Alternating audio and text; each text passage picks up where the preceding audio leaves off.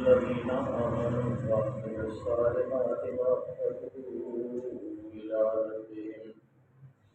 إلى ربهم أولئك أصحاب الجنة هم فيها خالدون مثل الفريقين كالأعمى والأصم والبصير والسميع يستويان مثلا أفلا تذكرون.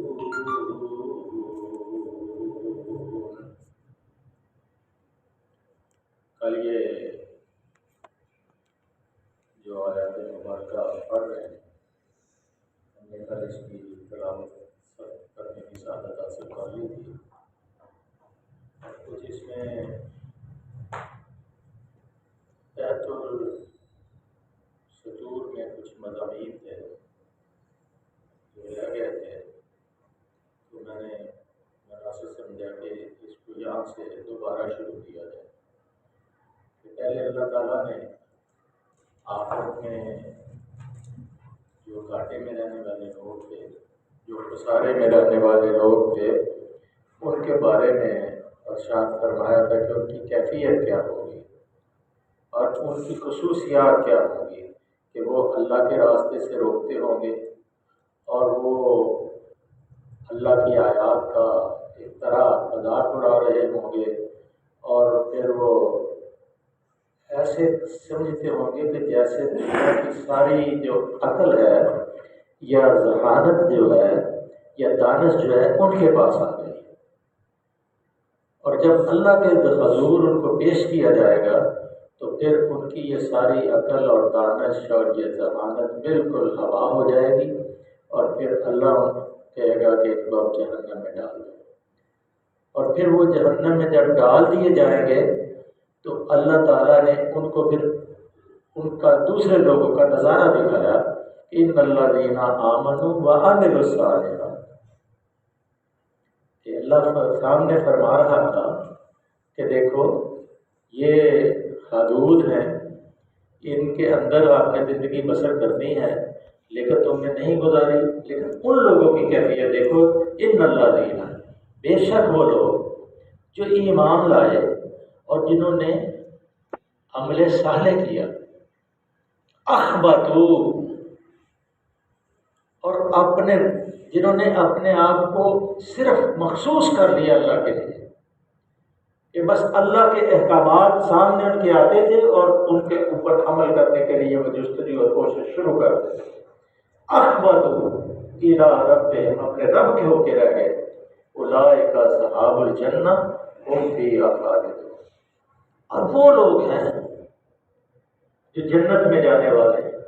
اور اس کے اندر پھر ان کو جواب دیا جا رہا ہے جو جہنم کے اندر تڑپ رہے ہوں گے، آگ کے اندر جل رہے ہوں گے، پینے کو گرم پانی میسر ہوگا، کھانے کو کانٹے دار گھاس ہوگی، ان کو کہا جا رہا ہے ہم فیہا خالدون. اب وہ جنت میں جانے والوں کی کیفیت دیکھ لو کہ وہ لا تسمع فیہا لاغیہ، فیہا عین جاریہ، فیہا سرر مرفوعہ واکواب موضوعہ ونمارق مصفوفہ. یہ جنت کی تعریف ہے کہ بخورے رکھے ہوئے ہیں، شرابوں کی ساغر جا رہی ہیں اور غلام گھوم رہے ہیں، اور وہاں کوئی ایسی بات نہیں وہ سنیں گے. سب سے بڑی نعمت جو ہے لا تسمع فیہا لاغیہ، لغو گفتگو وہاں نہیں ہوگی، گالم گلوچ نہیں ہوگا، مذاق اور ٹھٹھا نہیں ہوگا، شائستہ گفتگو ہوگی. اور جو ایک دوسرے کے دلوں کے اندر کوئی کدورت ہوگی، اللہ اپنی خاص نصرت اور مہربانی سے اپنی رحمت سے ان کو نکال دے. اور میں اللہ تعالیٰ کے قربان جائیں مہربانیوں پہ، مجھے جو آیت یاد آ رہی تھی کہ اللہ نے کہا ہے عباد اسرفو، جب تم اپنے اوپر ظلم کر لو تو پھر کیا کرو، لا تقنطوا من رحمت اللہ، اللہ کی رحمت سے نا امید نہ ہو، میرے پاس آ جاؤ، لوٹ آؤ. یغفر الذنوب، تمہارے سارے گناہ معاف کر دوں گی. شرط صرف یہ ہے کہ دل کے اندر جو گھمنڈ، جو غرور، جو تکبر، جو شرک، جو کبر پیدا ہو گیا تھا، اس کو نکال کے جھک جاؤ اور میرے سامنے آ جاؤ، نہ تمہارے گناہ معاف کر دو. الا الذین تابوا واصلحوا وبینوا، جو توبہ کر لیتے ہیں میں ان کو معاف فرما دیتا ہوں۔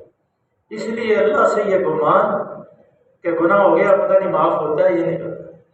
اللہ تو ہر وقت معاف کرنے کے لیے اپنے دست بازو پھیلا کے بیٹھے ہوئے، بلکہ حدیث میں آتا ہے کہ قیامت کے دن گناہ گار اللہ کے حضور پیش ہوگا تو اللہ اس کو اپنے بازو میں ڈال دے گا اور پوچھیں گے کہ تو نے یہ گناہ کیا؟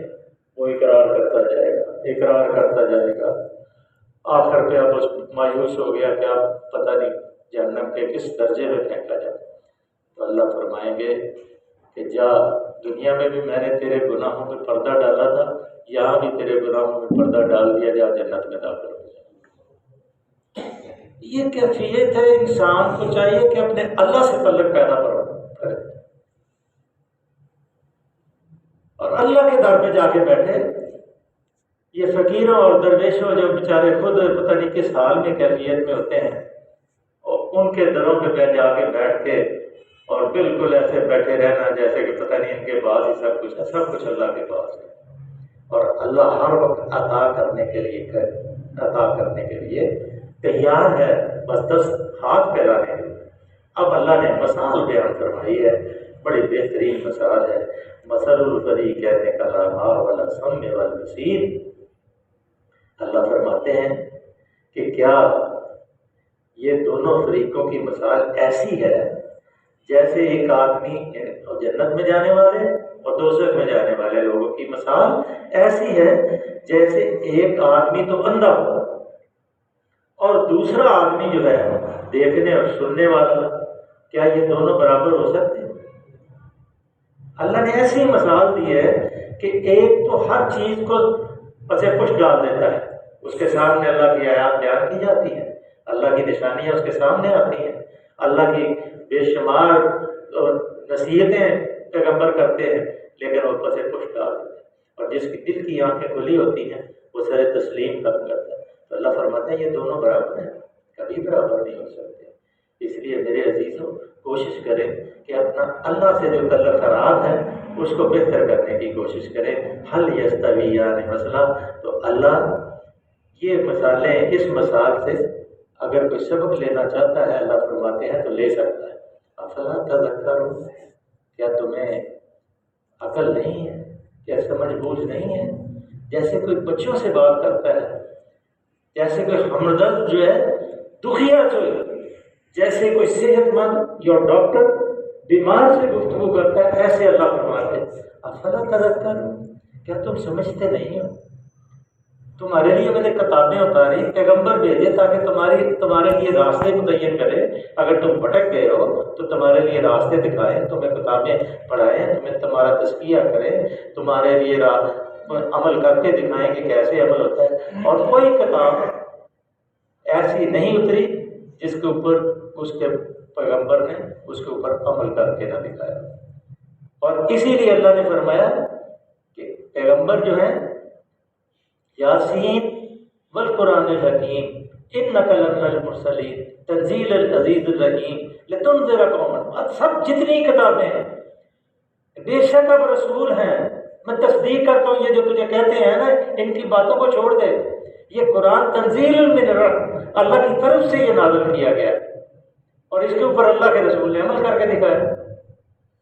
اسی طرح موسیٰ نے اپنی تورات پہ عمل کر کے دکھایا، عیسیٰ نے انجیل پہ عمل کر کے دکھایا، داؤد نے تلمود پہ اوپر عمل کر کے دکھایا، ہر پیغمبر نے اپنے صحیفے کے اوپر عمل کر کے دکھایا، کہ اس لیے کہ یہ قابل عمل چیزیں، اور اللہ جو ہماری کیفیت کو جانتا ہے اس سے بہتر کوئی جان سکتا ہے؟ ہماری فطرت سے واقف ہے، اس لیے لا یکلف اللہ نفسا الا وسعها، کوئی بھی ایسا کام نہیں ہے جو ہماری دست قدرت کے باہر ہو اور وہ اللہ نے ہمارے اوپر ٹھوک دیا ہو۔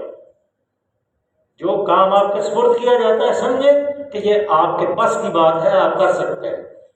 اس لیے اللہ کے احکامات جو ہے سارے اب قابل عمل اور قابل اتباع ہے۔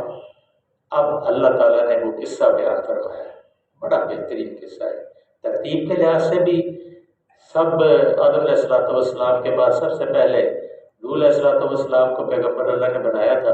جب دنیا کے اندر آدم علیہ السلام کے بعد بت پرستی یا شرک کی لعنت جو ہے پھیلنا شروع ہوئی تھی، تو سب سے پہلے نوح علیہ السلام کو آپ نے پیغمبر بنا کے بھیجا۔ اس کے بعد ترتیب سے پھر دوسرے ہود کا قصہ ہے، اسی طرح پھر دوسرے موسیٰ عیسیٰ سب کے قصے یہاں بیان ہیں، لیکن ترتیب سے ہیں۔ پہلے سب سے نوح علیہ السلام تھے، اس کے بعد جو پیغمبر ہیں ان کا قصہ ہے۔ اب اس کو ذرا بڑے غور سے سننے کی۔ وَلَقَدْ أَرْسَلْنَا نُوحًا إِلَىٰ قَوْمِهِ إِنِّي لَكُمْ نَذِيرٌ مُّبِينٌ۔